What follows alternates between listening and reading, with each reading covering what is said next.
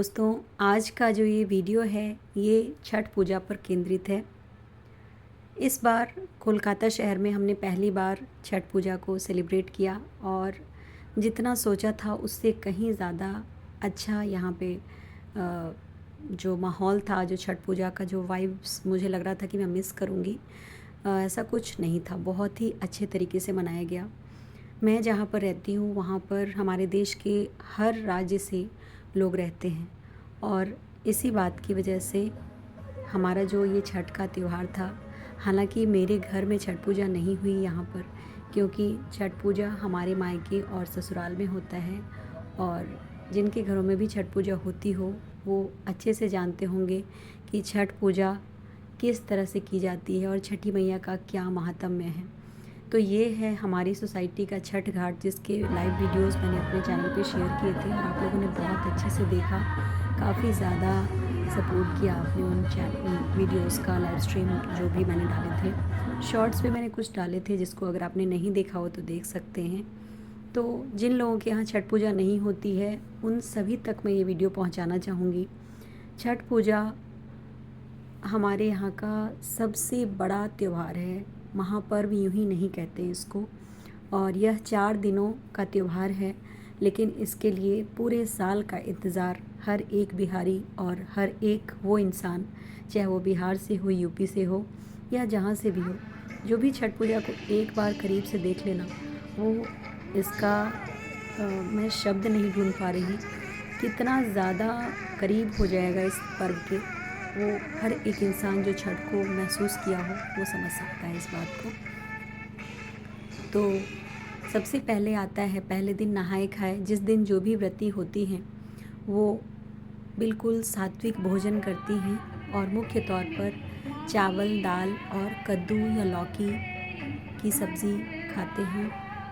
नहाकर पूरे श्रद्धा और भक्ति के साथ छठी मैया को प्रणाम करके उनको अपनी सारी भूल चूक को माफ़ करने का निवेदन करते हुए व्रती नहाए खाए करती हैं। नहाए खाए के अगले दिन होता है खरना पूजा। खरना पूजा के दिन पूरे दिन जो भी व्रती होती हैं वो उपवास रखती हैं और संध्या के समय हर जगह अलग अलग प्रसाद बनाया जाता है, लेकिन एक प्रसाद जो कॉमन है वो है गुड़ की खीर।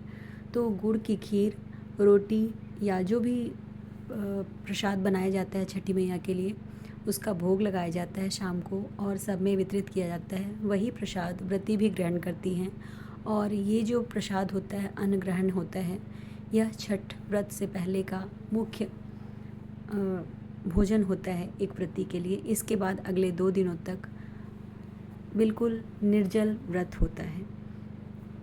तो आज व्रत का तीसरा दिन यानी कि सांझ घाट है और आज यहाँ पर छुट्टी नहीं है, तो मेरे पतिदेव अभी तक ऑफिस से नहीं आए। मैं बच्चों को लेकर आई हूँ घाट पर। आप देख सकते हैं बहुत ही अच्छी सजावट है और चारों तरफ छठ के गानों की धूम है।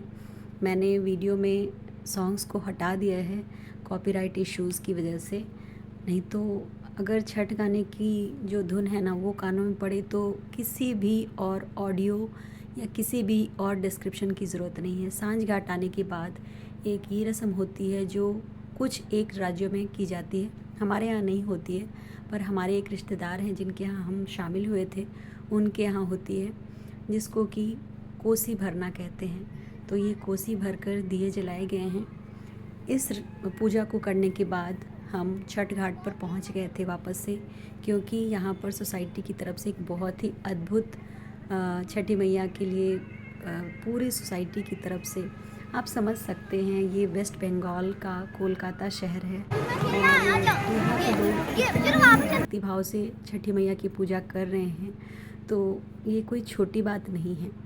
अगर आपके घर में छठ पूजा ना हो, आप जानते भी नहीं हो छठ पूजा को, फिर भी अगर आप इतनी श्रद्धा भक्ति के साथ किसी भी सेलिब्रेशन में शामिल हो रहे हैं, तो ये माता रानी की जो महिमा है ना, उनका जो महात्म्य है, उसी का चमत्कार मैं कह सकती हूँ। तो ये जय छठी मैया हमने लिखा था और उसको दीपों से सजाया था। आप देख सकते हैं यहाँ पे पूरी सोसाइटी इकट्ठी हो गई है और सब लोग छठी मैया के नाम से एक एक दिया अपनी तरफ से जला रहे हैं। साथ में अपना फ़ोटो वीडियो या जो भी है वो सब भी बना रहे हैं। तो नॉर्मल जब दिवाली या कोई भी त्यौहार होता है तो पूरा फोकस लोगों का होता है कि हम कैसे खुद को अच्छे से प्रेजेंट करें, अपना खुद का इमेज कैसे अच्छा बना के रखें फ़ोटो शूट या वीडियो शूट के लिए। लेकिन आज का जो त्यौहार है ना, इसमें किसी को भी खुद की ज़्यादा सुध नहीं है। सबको है कि थोड़ी भक्ति, थोड़ी जो छठी मैया के प्रति हमारा जो भी हमारे मन में इच्छा है, जो भी हम उनसे मांगना चाहते हैं, जो भी उनको समर्पित करना चाहते हैं वो करें। तो हम सब ने मिलकर ये दीपोत्सव में शामिल हुए। आज दिवाली नहीं है, छठ पूजा दीपावली के ठीक 6 दिन के बाद होती है। कार्तिक मास की शुक्ल पक्ष की षष्ठी और सप्तमी तिथि को ये मनाया जाता है छठ पूजा। तो जो षष्ठी तिथि होती है उस दिन संध्या अर्घ होता है और सप्तमी तिथि के दिन भोर अर्घ्य होता है, जिस दिन छठ पूजा का समापन भी होता है। तो ये वाला जो हिस्सा था ये मुझे सबसे ज़्यादा खूबसूरत लगा पूरे वीडियो में, या कहें तो इस बार की पूजा का सबसे ज़्यादा महत्वपूर्ण हिस्सा मुझे ये लगा था, जिसको मैंने बहुत अच्छे से कवर किया है। इसके बाद ये घाट को दीपों से सजा दिया गया है। शाम की पूजा हो चुकी है, उसके बाद भी आप देख सकते हैं तालाब का पानी कितना ज़्यादा साफ़ सुथरा है, क्योंकि जब व्रती ने अपना अर्घ्य समर्पित किया उसके बाद फिर से यहाँ पर दीपों से सब कुछ सजा दिया गया है और इसमें गुलाब के फूल बिखेर दिए गए हैं। आप देख सकते हैं, क्लोज लुक दिखाऊंगी आपको अपनी वीडियो में। यहाँ की यही कुछ बातें हैं जो मुझे इस सोसाइटी और इस शहर से कनेक्ट करके रखती हैं। चाहे जिस भी धर्म का त्यौहार हो, जिस भी राज्य का त्यौहार हो, सभी सोसाइटी के लोग बहुत ही अच्छे से मनाते हैं। अगर आप मेरे चैनल पे पिछले 1 साल का कंटेंट देखेंगी ना, जब से मैं इस शहर में इस सोसाइटी में शिफ्ट हुई हूँ, तो आपको हमारे धर्म के लगभग सारे त्यौहार की झलक आपको देखने को मिल जाएगी। और कहीं ना कहीं ज़िंदगी के एक एक क्षण को सेलिब्रेट करना, ये मेरे चैनल का जो मोटो है वो है। आप लोग मेरे चैनल पे भक्ति से रिलेटेड वीडियोस देखते होंगे, क्योंकि भक्ति है तो हमारा आधार है। मेरा ये मानना है कि हमें जीवन जिन्होंने दिया है, अगर उनको हम अपनी दिनचर्या में अपनी लाइफस्टाइल का हिस्सा बनाकर आगे बढ़ते हैं, तो हम ज़िंदगी को सही मायने में सेलिब्रेट कर रहे हैं। और इसीलिए मैंने अपने चैनल का नाम रखा है celebrate life, and my name is Monika Bhardwaj. तो मैंने अपना नाम इसमें ऐड किया है। तो अगर आप लोगों को लगता होगा कि इस चैनल का मेन थीम क्या है, किस तरह के वीडियोस, कभी कुछ लाइव स्ट्रीम्स वगैरह भी शेयर करती हूँ मैं, तो वो सारे कहीं ना कहीं पॉजिटिविटी स्प्रेड करने के लिए ही मैं शेयर करती हूँ आप लोगों के साथ। और मैंने ये नोटिस किया है कि जब भी मैं लाइव स्ट्रीम बनाती हूँ तो आप सब लोग बहुत ही ज़्यादा अच्छे से देखते हैं।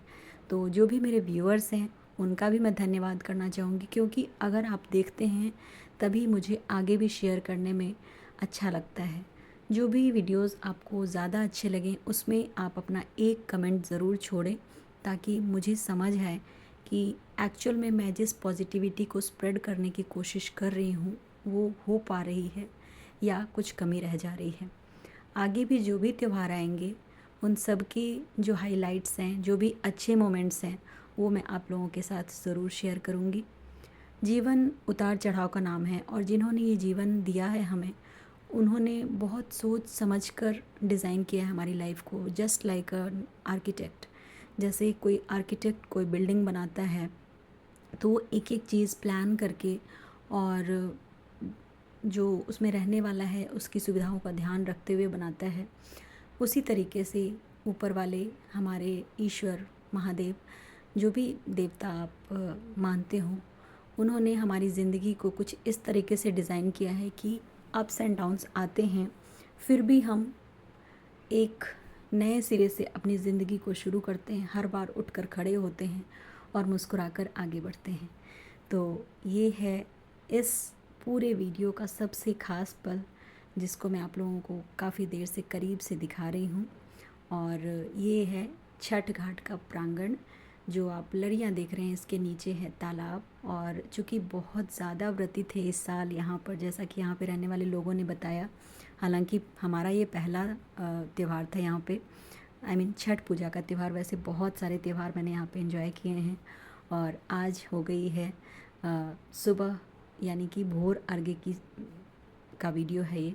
तो सुबह सुबह 4:30 बजे जगकर हम तैयार होकर घाट पर आ चुके हैं। जी हाँ, अब लगभग 5 साढ़े 5 हो चुका है और सूर्य देवता धीरे धीरे दर्शन देने लगे हैं, क्योंकि 5:30 अभी सूर्योदय का टाइम है यहाँ का। फिर भी लाइट्स वगैरह जल रही है, तो आप देख सकते हैं कि काफ़ी हद तक अंधेरा भी है।